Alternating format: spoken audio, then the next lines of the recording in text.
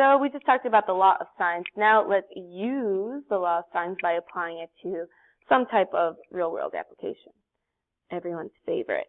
Before we do that, in case another application of sines would be if you're trying to pick up a guy or a girl. So you could use this in the future. This is educational. It says, hey girl, what's your sign? It must be pi over 2 because you're the one. So if you're ever needing to, try to talk to somebody, you could also use this.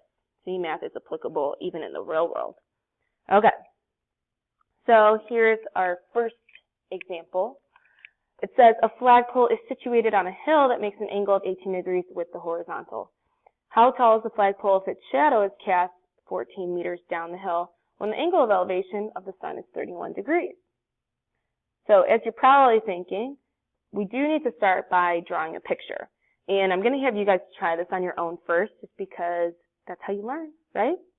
We got to take the training wheels off here. So I want you guys to start by trying to draw a picture. My hint for you is obviously, let's take the obvious first, you're going to have to draw some triangles because we're using the law of sines. You're going to need 2 triangles, okay? So I'm going to have you put me on pause. Try to set up the picture. If you want to double check your picture with mine first, then go ahead and unpause me and I'll show you that.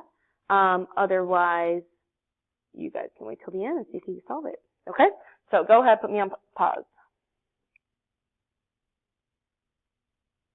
So here's my lovely picture. So here is the hill.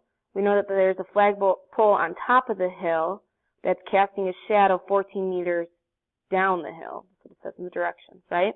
We have an angle of elevation of 18 degrees, but also an angle of elevation of 31 degrees, which makes this angle 13 degrees if we're looking on the slant of the hill up to the flagpole, okay? So hopefully that helps you. Just kind of as a secondary hint, you are going to need to find some angle measures. So you guys can figure that out for sure. And then use your law of sines and let's find how tall the flagpole is if its shadow is cast, blah, blah, blah. Okay, so go ahead, put me on pause. Hopefully you got a final answer of the flagpole is approximately 3.674 meters tall. Since it is asking in the format of a word problem, we want to make sure that we respond to the question in words. Okay, so how did I get this number? Well, remember I told you guys you'd have to figure out some more angle measures in here. We know that this would be 90 degrees, right? We could figure out, since this is 1890, that this is 72 degrees. These are both supplementary, so this is 108. This is 13 degrees. So this is 59 degrees. Okay? And x is what we were solving for here. This is what we wanted to know. So, using my law of sines, I had x over sine of 13 equals 14 over sine of 59. Using this and this here. And I solve for x. Okay? Alright, next problem says the angle of elevation to the top of a building is 21 degrees. At a point 80 feet closer, the angle of elevation to the top of the same building is 33 degrees. We want to approximate the height of the building. So once again, here you guys will need to set up a picture, which might be the hard part for you, but once you get it, you'll be fine. Just read it slowly, really answer the, make sure that you're staying true to what it's saying, and then we'll try it. Okay, so go ahead, put me on pause. So let's take a look here. If you weren't able to draw the picture, make sure you don't look at my work and just look at my picture here to start. So here's my building, very detailed drawing. I know it looks realistic. I feel like I could walk in the door right now. It tells us that we are at a point here that has an angle of elevation to 21 degrees up to the top of the building. Then at a point that's 80 feet closer, we have an angle of elevation that's 33 degrees. We wanted to know the height of the building, but in order to do that, we actually first would want to find out what x is here. So I used my law of sines here to figure out that that was 209.566.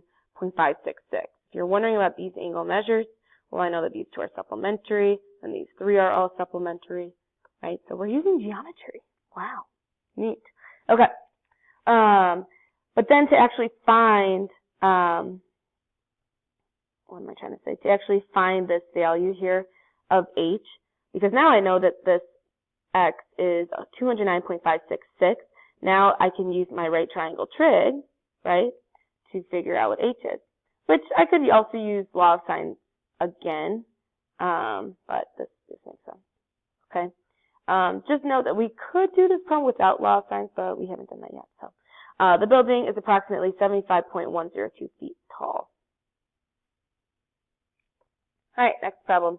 It says two people are walking towards each other on a path through the park.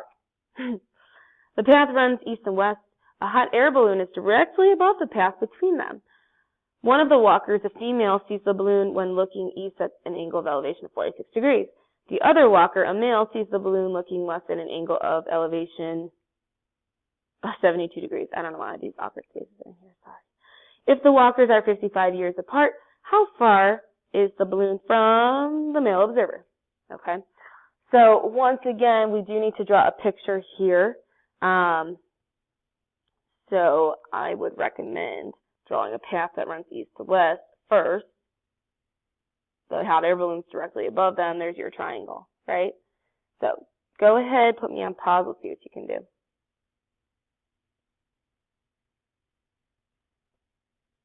Here is my triangle. Remember that there was a path running east to west. The distance from the male and the female was 55 yards. So that they're 50 yards apart. 55 yards apart. Here are my angle of elevation that they told us about, which we can figure out that this is 12 degrees then because it's a triangle. And we wanted to know how far apart is the balloon, which is up here, from the male observer. So I use my law of sines. It's a really good y. Okay, anyway. So my final answer is the balloon is 44.809 yards from the male observer.